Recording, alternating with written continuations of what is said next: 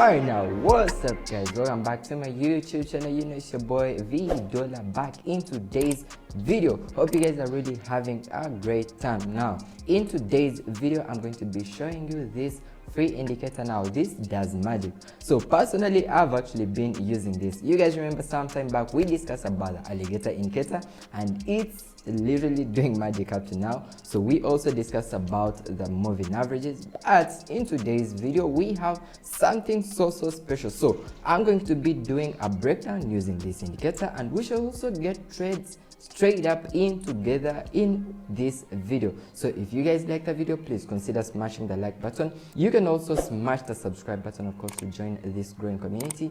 And you can also join our main Telegram channel. The link is in the description below. So we are going to dive straight into the breakdown. All right, now without any games, we are going to dive straight into the strategy. Now the strategy is the Bollinger bands. So I'm going to go ahead and delete the indicator first, and then we are going to add this together. Okay, all right, so let me go ahead and delete this first.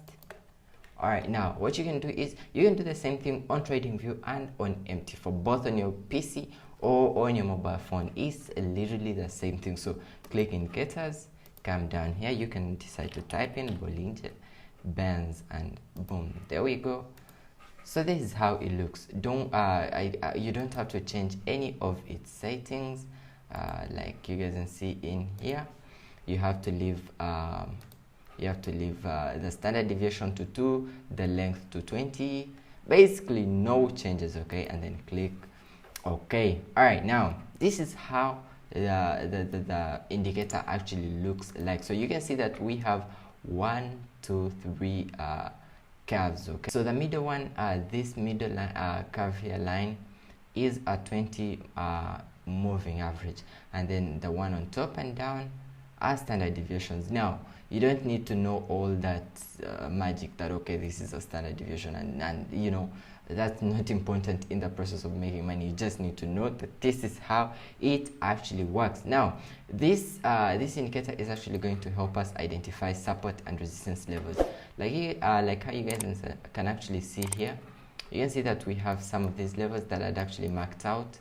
You know, this, you know, we also have this, you know, we have this, you know. So the Bollinger bands helps us to find support and resistance levels, and again it helps us to get entries. Now a key point here is we don't have to again go against the overall trend. That's really so important with any indicator that you're trying to deal with. In any case, don't go against the overall indicator. Okay, that's don't go against the overall trend. That's really so important. Okay, now we are on the 4-hour, and then this is GBP JPY. So you guys can really see that every time we are bouncing off the lower band, we have a great buy entry. Every time we are bouncing up the lower band, we have a great sales entry, right? You know, every time we are bouncing off, we have a great buy entry. Okay, now we really have to consider many things before we get these trades in. Okay, now what's the importance of the 20 moving average in the middle? So you can see trying to scale down to a smaller time frame, because you can actually use this indicator both for scalping and then day trading, intraday trading, because you could decide to hold trades for a long time, or you know, just hold your trades for a few minutes, all that. So on the 20 moving average, you guys will actually see that it marks when the pullback is actually done. Okay, it helps us show when the pullback is actually done and when to actually scale in trades. So we have such regions like this.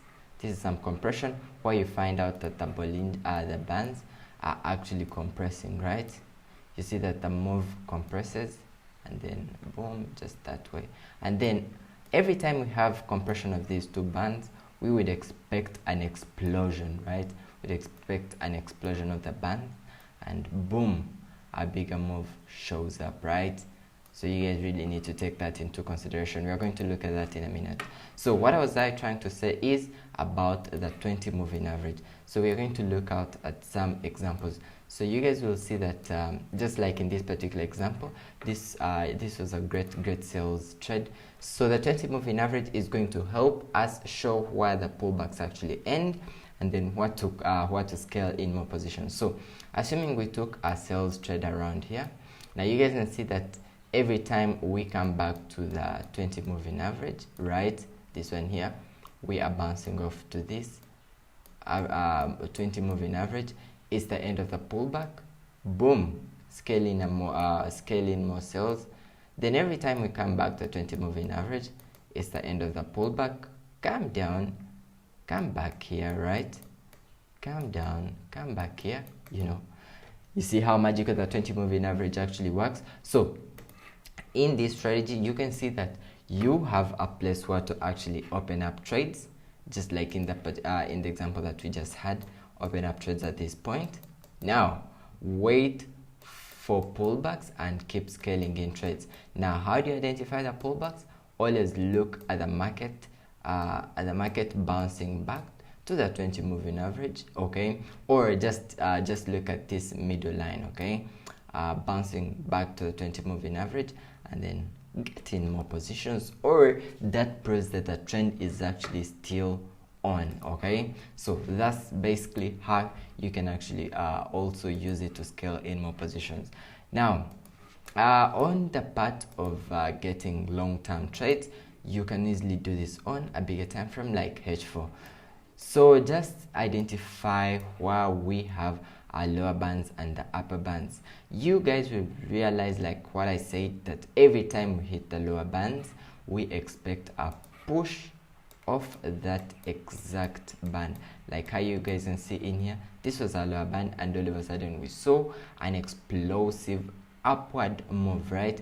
And when we were at the upper band, we expected a great we saw a great selling opportunity coming down, okay. So what do you do in such an instance? So what you can do is get to a bigger time frame like H4, identify those levels, okay. Just identify where you see the lower bands and upper bands, and then just look at the market reaction. Now when you see just like in this particular example, let me show you something real quick here.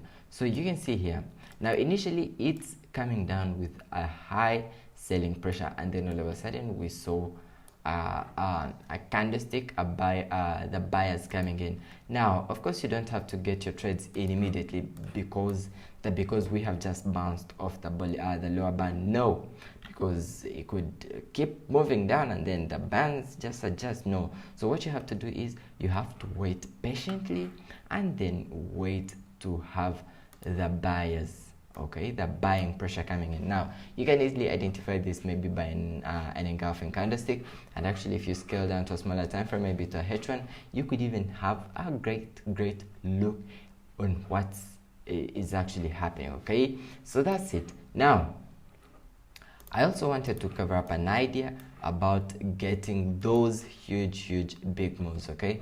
Now you are going to realize that at some point these bands sort of compress.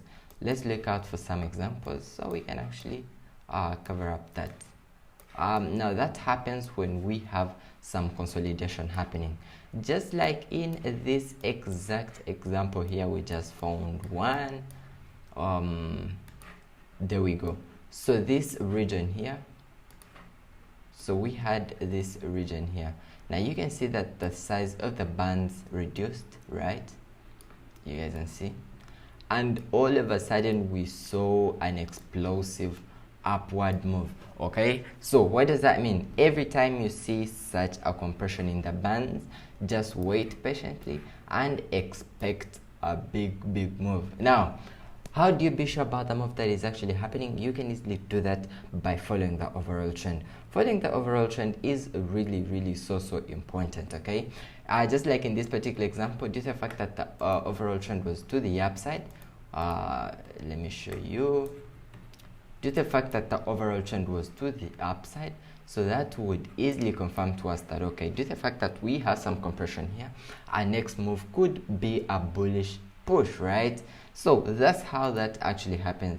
So for me personally, right about now, I would still be looking for GBP buys because that was our overall trend, though we could see a pullback first like what we said, and then later push to the upside. Okay, so that's how basically the Bollinger Bands strategy actually works. This is a very great one. So I hope you guys really enjoyed this video. You can smash the like button, just if you appreciate this work, and you can also join my Telegram channel. The link is in the description below. So I'll see you out.